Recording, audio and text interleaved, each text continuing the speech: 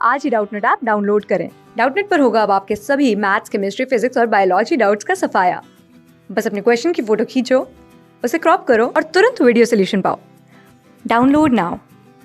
Hi friends, यहाँ पे हमें प्रश्न में दिया हुआ है कि एक मिश्र धातु में जिंक, कॉपर और टिन है। इनका अनुपात क्या है? 2:3:1 है। देखिए यहाँ पे हमें मिश्र धातु जो दिया गया है इसमें 3 धातुएं मिली हुई हैं, जिंक, कॉपर और टिन। अभी तक हम क्या करते थे? 2 मिश्र धातुओं के बारे में बात कर रहे होते थे, या फिर 2 मिक्सचर के बारे में बात कर रहे होते थे, या फिर दूध और पानी, या फिर अल्कोहल और पानी, इस तरीके का। अब यहाँ पे हमें 3 अनुपात में दिए हुए हैं, 3 धातुएं दी हुई हैं जिनका मिश्रण मिलकर बनाया गया है। तो जिंक, कॉपर और टिन का अनुपात 2:3:1 है। और दूसरी मिश्र धातु में कॉपर, टिन और सीसे का अनुपात कितना है? 5:4:3 है।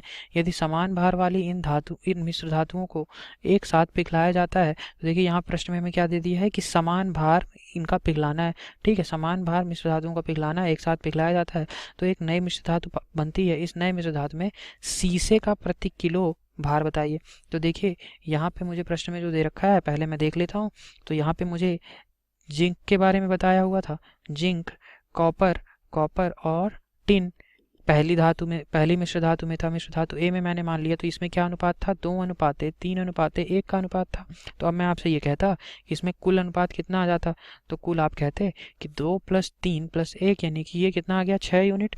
6 यूनिट। अब मैं ये कहता कि मिश्र धातु बी थी जिसमें मुझे किसका किसका अनुपात दिया हुआ है? कॉपर का, और दूसरा क्या है दिया हुआ है मुझे? कॉपर, टिन टिन का, और लेड का। ठीक है, तो अब मुझे ये बताइए कॉपर, टिन और लेड में इसमें कितना अनुपात दिया हुआ है? 5:4:3 का अनुपात दिया। तो यहाँ से देखिए कुल कितना आ जाएगा? 5 + 4 + 3, यानी कि ये कितना हो गया? 9 3 12। तो अब मैं ये कहूँ कि मुझे ये दिया हुआ है कि समान भार पिघलाना है, समान भार दोनों मिश्र धातुओं का पिघलाना है। यानी कि ये अगर 12 यूनिट में पिघला रहा हूँ तो इसका भी मुझे 12 यूनिट ही पिघलाना होगा, यानी कि 2 का गुणा कर दूँ। ठीक है, तो 2 का गुणा सभी के अनुपात में होगा, इसमें भी होगा, इसमें भी होगा।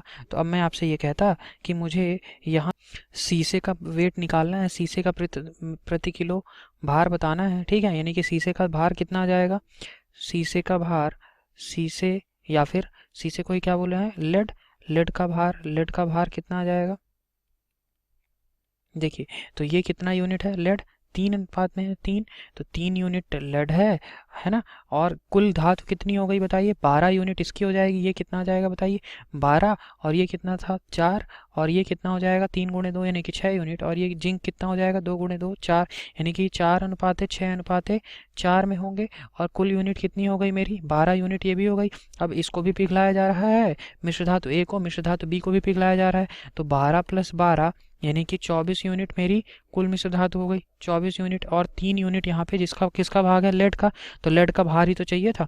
तो 3/24 कर दूं, तो 3/24 कर दिए, यानी कि 1/8। तो ये शीशे का भार कितना आ गया? 1/8 kg। तो मेरा सही आंसर क्या है? ऑप्शन नंबर भी मेरा सही उत्तर होगा। Thank you. क्लास 6 से 12 से लेके नीट, IIT, JEE मेंस और एडवांस के लेवल तक 10 मिलियन से ज्यादा स्टूडेंट्स का भरोसा। आज ही डाउनलोड करें डाउटनेट ऐप या व्हाट्सएप कीजिए अपने डाउट्स 8400 400 400 पर।